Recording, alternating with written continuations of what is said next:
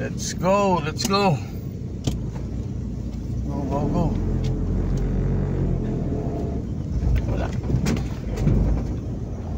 Yeah.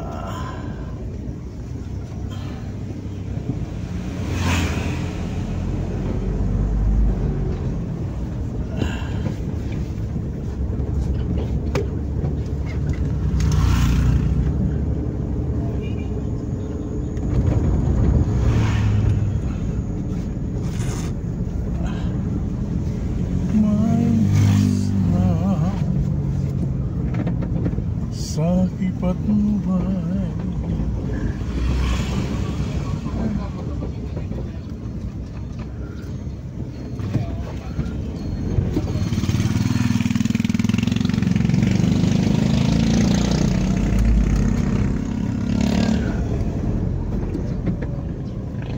Saan punta, Kel?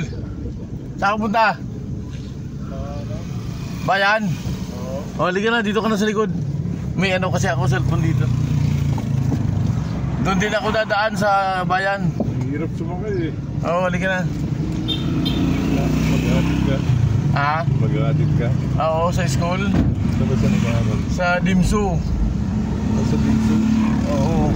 Pwede na ako doon. Ay, Dimsu ang punta mo o sa bayan? Hindi na, doon na sa Dimsu mo. Ah. Nasakay na lang ako doon. Hindi, sa bayan ako dumadaan. Ah, ganun ba? Oo, kasi ma-traffic dito. Oo. Sa sentro mismo ako sa may palengke. Ah, sige. Doon ako sa may old market. Doon kami dumadaan. Oo, kasi pag dito kaya ganitong oras, nagsisimula na dyan ang traffic sa may tangke. Ano ito ang anak mo, college na? Opo, opo. Second year college ako. Ano ang course niya? Ano yung course mo? Psychology. Yes, sir. Mayroon pa siyang buksan to, Kel? Kasi pwede siyang mag-medicine. Pwedeng mag-medicine. Naparang mo? Sala? Psychology lang siguro. Hindi ano kasi Kel, ang musician yan eh. Ah, ganun ba? Ang hilig talaga niya is music. Ano siya, kasama siya sa teatro dito sa Dapat sa bayan. sinusuportan mo, pinupush mo siya. Oo, po. Ano yan? Laging nagtitraining po rito sa ano? Anong niya, instrumento niya? Lahat eh. Ah, ganun ba? Oo, nagpa-piano siya, Galing naman. sa gitara, pero sa kanta siya sa singing. Hindi ko siya sumasali sa contest. Kasali lagi dito. Ah, ganun ba? Oo, at saka kasama siya sa grupo rito ng San Fernando, mga entertainer dyan. Saan mag-busy siya dun sa, sa class? Siguro pagka nakatapos. Ang laki ng premyo nun, di ba? Oo, po. Tapos may mga contract pa sa automatic yun. Nag-iipon pa siya ng mga pakunti-kunti kasi may mga kinumpos na siyang kanta. Wow. Marami, magaganda yung kanta niya na mga kinumpos. Pop, mga gano'n ng klase. Parang love song. Love song pop music love song. Galing niya. Oo. Ako nakakapag-compose ako ng kanta, hindi ko lang mabigyan ng tono. Ah, ganun ba? Mahirap magbigyan ng... Hanap buhay ko kasi nung araw ang pagkanta. Parang tumugtog ng gitara. Gitara lang ako, pero sa mga ibang music. Pero ano lang ako, yung strum lang, hindi ako ganong gagalingan sa gitara. Gumamit ka ng jingle. Oo. Meron ako doon. Meron pa rin ako ngayon. Ay, ganun? Oo. So, kasi yung gitara ko dyan. Oo. Meron ko kung saan natin. Bira mo kasi almost 4 days ako tumulili ko. Isa lang anak mo? Dalawa, yung isa po tapos na. Saan nakatira? Dito sa amin, si Lovely.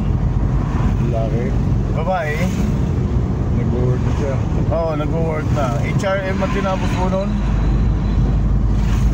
Mahilig talaga, maliit pa yon, mahilig na siya sa pagluto-luto. Ganun ba? Oo, kaya talagang yun ang hilig niya.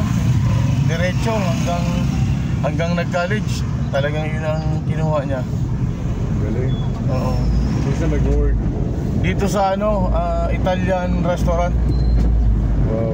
Mga ano ang tawag doon, yung mga nagluluto ng mga pasta, halo-halo, iba-ibang niluluto nila. Masarap siguro yung doon, pasta doon. Oo, siguro, masarap siguro. May meatballs kasi gano'n yung mga Italians, di ba? Oo, mga Italian food. Yung talagang hilig doon, maliit pa. Oo. Baka magiging chef yun. Parang ganun nga, parang nagluluto na siya dyan sa dyan sa Italian food. Tama-tama, meron pa yung karinder yan. Yun talagang hilig niya, magawa ng mga Ilan taon na yun? Ilan taong ka na, nak? 22? Sila 22. 2 years ang pagitan yan Oo. Mag-21 to. Mag-23 na rin siya, matanda na to, kailan sasakyan ko, 25 anyos na. Tumatakbo pa naman, Anong year mo ba nakakuha to? Anong year mo pinili? 99. 2009. Ay, 99 model. Unang labas nito 1999 namin binili to. Bago mo nabili? Brand new po ito. Binili. Meron kasi akong ginagamit from US na na binenta ko rito sa Pilipinas. Yung EcoPure, gawa ng Amerika, nilalagay mo lang sa gasolina, may enhance yung gasoline mo. Yun lang, yung mga kasosyo ritong Pilipino, inalis ng Amerikano Ang mga American kasi, medyo maselan pagdating sa negosyo. Kaya may mga natira pa akong yun, EcoPure. Ang pangalan niya Genesis Pure. EcoPure, ginamit siya ng ng NASA sa US. Oo, ginamit. Siya, organic lang siya, pero pag nilagay mo sa gasolina, nakatulong talaga. Ang lakas maglinis sa combustion, yung mga naiipon na Hindi naman parang booster, gano'n. Parang booster din siya, lalakas ka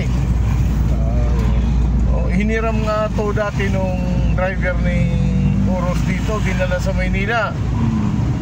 Pinatakbo daw niya sa expressway ng 160. Mabuti ka ako, hindi ka nahuli. Hindi, wala pa naman ikang Radar. May mga radar dyan pero hindi ka nagwo-work. Pag umaga kasi mas mabilis dumaan dito kaysa doon. Nako, mga truck doon pag nagkasunod-sunod, tagal talaga.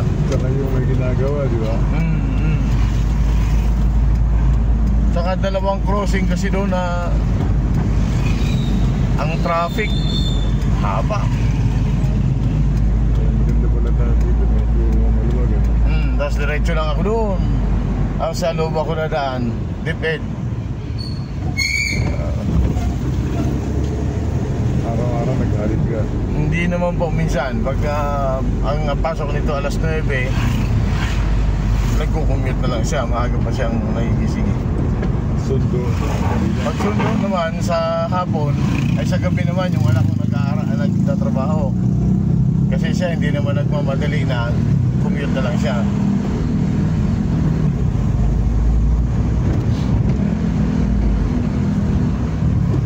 Marami palang ino-offer dyan sa Dimso. Nakita ko may mga lawyers pa nga. Oo po. Malaki yan dito. Saan? Pwede ka na kasi sa kabila? Saan kayo siya, Ken? Pwede na. Kayo, saan kayo? Pwede na dito. Pwede. Itabi ko lang nung ilan.